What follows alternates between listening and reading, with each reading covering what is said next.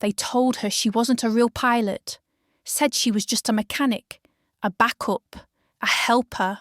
But 6 hours later, when all 5 Raven HX-9 helicopters were down, damaged or missing, Maria Delgado was the only one left who could fly. And, more importantly, the only one willing to take off with injured soldiers scattered across 60 miles of Georgia wilderness. No communications, no support, no clear chain of command. She climbed into the cockpit of a machine she wasn't cleared to fly and changed everything. What makes someone step forward when everyone else steps back? If you believe courage comes from readiness, not rank, you're in the right place. This is the story of how Staff Sergeant Maria Delgado, a grounded helicopter mechanic, led one of the most daring rescue missions in military training history. 8 separate extractions, 11 lives saved, 1 pilot who was never supposed to fly.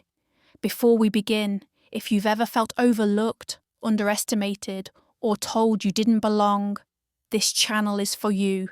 Tap that subscribe button to support true stories of quiet strength.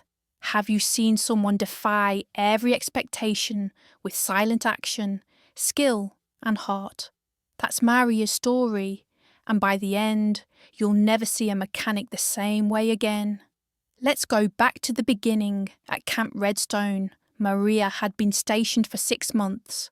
She worked long hours in the maintenance hangar, tending to the Army's Raven HX-9 helicopters, sleek machines built for speed and precision. To most, she was just Delgado, the tech, but she'd once trained to fly them, ranking second in her flight class 3 years earlier. A training mishap due to a faulty fuel sensor, not her error, grounded her indefinitely. They called it safety. She knew it was bias. Since then, she kept her head down, becoming the best mechanic on base. She could feel a glitch before pilots could describe it, restoring downed birds ahead of schedule. Yet, no one asked her to fly. The pilots at Camp Redstone formed a tight circle, combat seasoned, mostly male, bonded by war stories. They weren't unkind, just exclusive. When Maria entered the ready room, conversations paused. In briefings, her input was noted but unanswered. One afternoon, Chief Warrant Officer Torres leaned against the hangar railing, sipping coffee. Ever think of going back to the cockpit, Delgado? Or are you happy with the wrench? He smirked. Maria smiled, eyes on the console. I don't need a cockpit to know this bird flies. That night, she stayed late, recalibrating a sensor array no one else could fix, whispering to the Georgia sky. I was born to fly. Morning brought Operation Stormhawk, a 48-hour training exercise across rugged Georgia terrain, 6 Raven HX-9s, 3 infantry squads, real-world failures simulated. Maria's name wasn't on the flight roster, only listed as SSG Delgado, standby technician. She memorised the mission map grid by grid, tracing emergency comms overlays. Captain Ruiz, a young pilot, joked, "You probably know the map better than us." She nodded. "I do," as the Ravens lifted off. Alpha, Bravo, Charlie, Delta, Foxtrot. Maria watched from Hangar 3, her assigned bird Echo, grounded despite being flight ready. A red-inked, standby, non-essential note puzzled her. She'd checked every system herself. Major Lopez approached. "I tried to get you a secondary pilot on Echo, but command overruled." Maria nodded. "You don't need a seat to be ready." She stayed in the hangar that night, running diagnostics on Echo, knowing its every wire. At 5:12 a.m., a garbled comms report hinted at turbulence. By 6:03, a dispatch confirmed Echo's non-deployable status. Checking the logs, she found a false flight instability entry. Deliberate, disappointed but not angry, she whispered to Echo, "Still with me?" At 7:18, the emergency siren blared. Reports flooded in.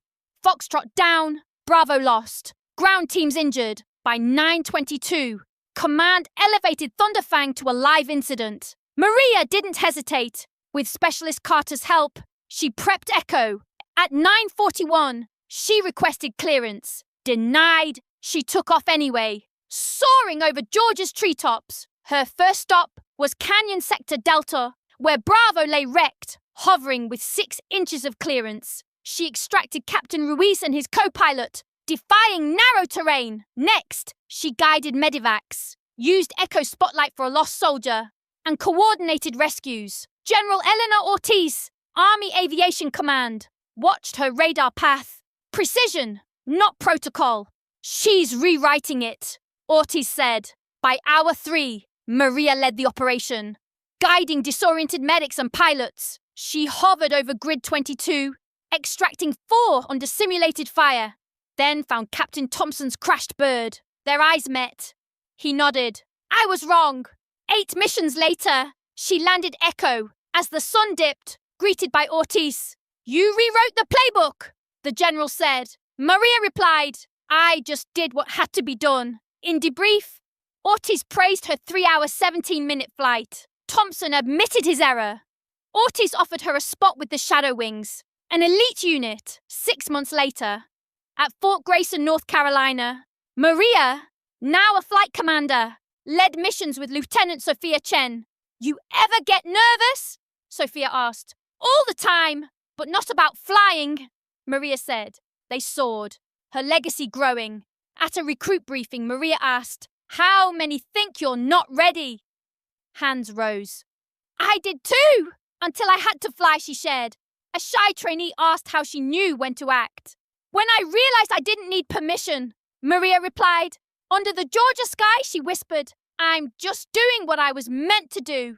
If this moved you, comment who inspired you, like, subscribe, and share. That evening, as the sun dipped below the horizon, Maria lingered by the flight line. Echo's silhouette, a quiet sentinel in the dusk. A group of local kids from a nearby town, drawn by her story, approached with a handmade banner reading, Delgado's Wings. They'd heard of her rescue from their parents, veterans and teachers alike, and wanted to thank her. A girl no older than 12 handed her a small model plane, its wings painted with care. For you, she said softly. Maria took it, her throat tightening, and nodded. Keep building, she told them. The sky's big enough for all of us. Weeks later, a letter arrived from a retired mechanic who trained with her father, detailing how he'd fought for her reinstatement years ago. It reignited her resolve to mentor others. She began hosting weekend workshops at Camp Redstone, teaching young recruits and civilians the art of aircraft maintenance. Proving skill knows no rank. As she walked away, the Georgia breeze carried her father's memory, a whisper in the wind. If this touched you, comment your inspiration, like, subscribe, and share for more stories of quiet strength.